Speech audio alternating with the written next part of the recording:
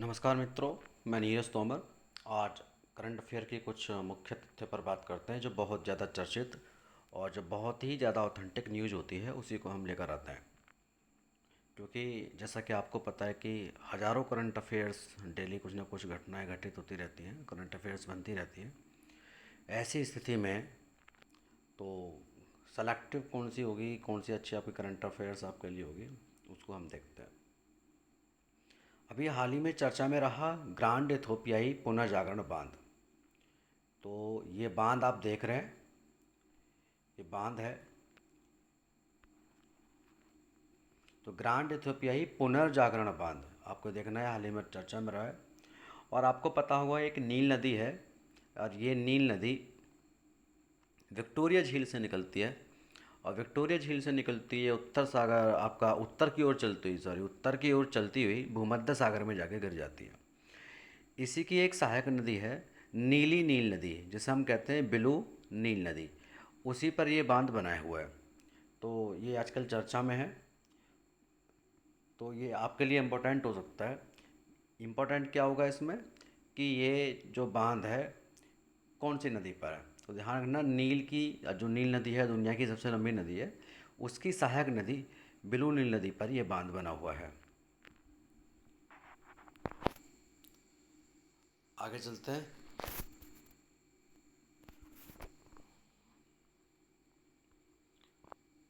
हाल ही में आपने देखा होगा कि G20 नेताओं की जो बातचीत हुई थी, ग्लोबल 20 नेताओं की जो बातचीत हुई थी, उसमें एक टॉपिक था आपका ग्लोबल स्टॉक टेक।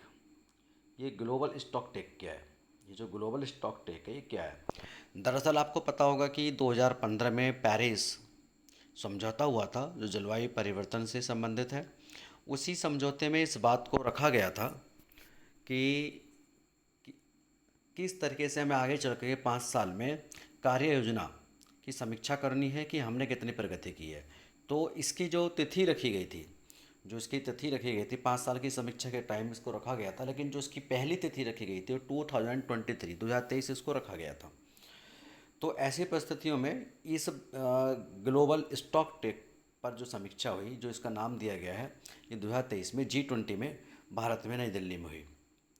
तो ये आपको पॉइंट याद रखना है। ग्लोबल स्टॉक टेक का संबंध किससे है? G20 में है, जलवायु परिवर्तन से संबंधित है, जिस पर पहली बार जो डिस्कशन हुआ था वो पेरिस समझौते 2015 में हुआ था। आगे बढ़ते हैं।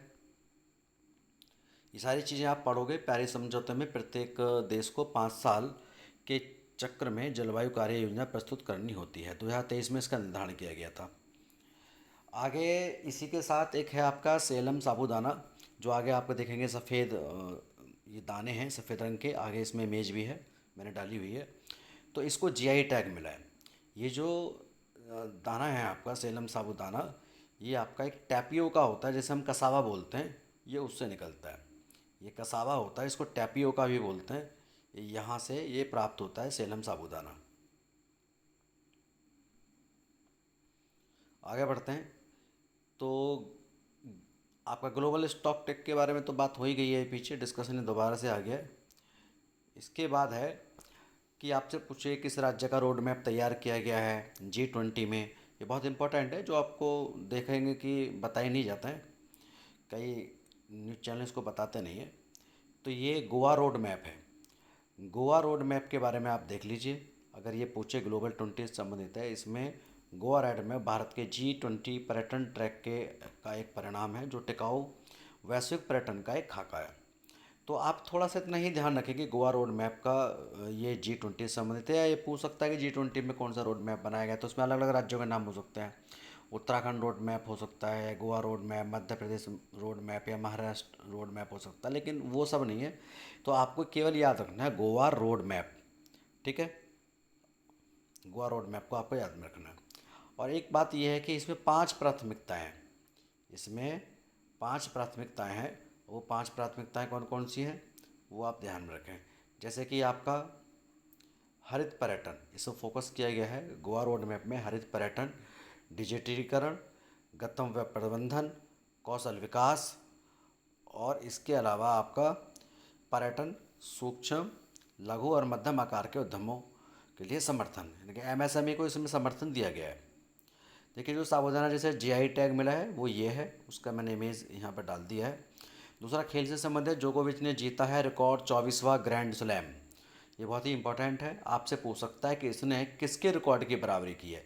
तो आप देख सकते हैं मार्गरेट कोर्ट, ये जो मार्गरेट कोर्ट है इसके बराबरी की है, मार्गरेट कोर्ट। इसके भी 24 है। नोवाक जोकोविच भी 24 ग्रैंड स्लैम जीत चुका है। और ये जो यूएस ओपन है इसमें इसको जीता है। इसके लिए एक चीज़ और ध्यान रखना है आपको, इसने कहाँ कहाँ कैसे कैसे जीते हैं ये आप देख सकते हैं यहाँ पर। इसने सबसे ज़्यादा ऑस्ट्रेलियन ओपन 10 यहाँ पर ग्रैंड स्लैम इसने जीते हैं। विम्बलडन इसने जीते हैं 7, फ्रेंच ओपन 3, ये सबसे कम है, यूएस ओपन 4। तो सबसे ज़्यादा ऑस्ट्रेलियन ओपन इसने जीता है। ये सीरीज भी है, आपको याद रखना है, सबसे पहले ऑस्ट्रेलियन ओपन होता है और सबसे लास्ट में यूएस ओपन होता है। अगर आपके ये दो भी याद हैं सही से तो आप सीरीज को कर सकते हैं। तो इस तरीके से ये क्रम है इनका। तो इन्होंने रूस के एक खिलाड़ी हैं उनको पराजित करके इसको जीता है। तो मार्गरेट कोर्ट को, जो मार्गरेट कोर्ट है उनको, उनकी बराबरी इन्होंने की है। तो ये बहुत ही इम्पोर्टेंट क्वेश्चन है खेल के मामले में, वो काफ़ी इम्पोर्टेंट है। सुपरस्टार हैं, टेनिस खिलाड़ी हैं नोवाक जोकोविच, सर्बिया से हैं। इन्होंने यूएस ओपन जीत लिया है। 24वां ग्रैंड आपका एकल ग्रैंड स्लैम खिताब इनका पूरा हो गया। हालांकि ये 36 ग्रैंड स्लैम के फाइनल तक पहुँचे हैं, लेकिन 24 इन्होंने फाइनल जीत लिए। आप इस न्यूज़ को पढ़ सकते हैं। देखिए यहाँ पर लिखा हुआ है नोवाक जोकोविच ने रिकॉर्ड 36 बार ग्रैंड स्लैम के फाइनल में जगह बनाई है। ठीक है, सबसे उम्रदराज चैंपियन नोवाक, सबसे उम्रदराज यूएस ओपन एकल चैंपियन भी बन गए हैं। इस साल ऑस्ट्रेलियन और फ्रेंच ओपन के बाद ये वह 4 बार एक सीज़न में 3 ग्रैंड स्लैम जीतने वाले पहले खिलाड़ी भी हो चुके हैं। तो उनका कमेंट भी है, आप पढ़ सकते हैं उन्होंने क्या क्या लिखा है यहाँ पर। तो ये बहुत इम्पोर्टेंट है, इसको आपको पढ़ लेना। Thank you.